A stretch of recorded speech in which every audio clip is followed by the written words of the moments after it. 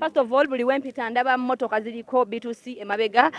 Tujjukira bulungi nnyo mwalina okubeera ne show last year, right? Ne mugijjayo. Maybe olw'okusaba kw'abangi oba maybe olw'okuba bagamba mwatya omuntu waliwo omuntu eyali waawo ne mutya ne mugamba naye katugyongereyo mwatya nnyo bwe mutya.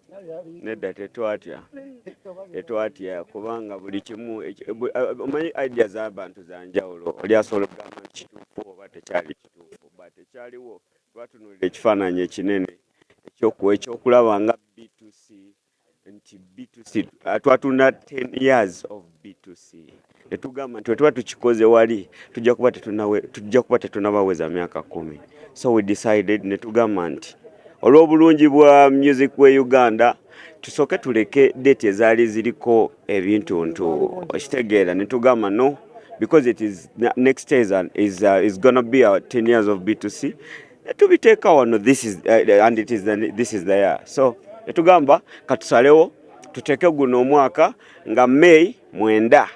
May ekyatugisayo ekivulu ekyo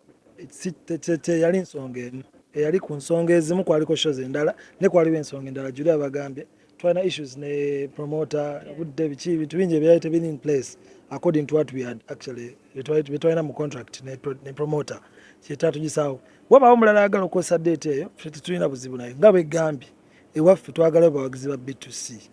abawagizi b'oyo omulala bajja agenda ewalala Gochimanyi nti ffe bukyanga tutandika oyimba ne stage ne concert zetukola buli tubaako ne concert buli mwaka bwe tukola concert wabaawo concert egenda maaso. Walina omukolo mu November gwakomawa gwagwina gwali waliyo mukola mutesi nane bakadi ng'etamba nenga omukulu tewansirika mukolo njagala ani gwe baayita nnyo tugogereko ne yakola ki tewali kakadi tewagutandika kusindikira kakadi kakadi sinze ndakakuweereza nze nali nyina okuyita ate gombereza gwe wamuyita wakola bubi ate okuyita nyini mukolo wakola bubi Ffe tuyimba Monday to Monday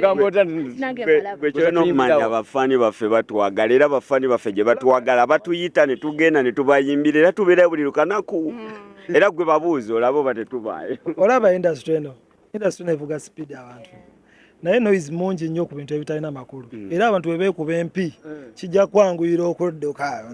balabe kiki ekiri awo basanga bakwataganye tebabaagala kati ffe tuli ku side ya birungi otugambe naffe tetulina ntalo tojja tuwulira nnyo mu ebyo ffe tugowa music kasita bafulumya ennyimba entalo z'ebigambo tuyinza obutazisobola naye eza music bafulumya tugenda muwagira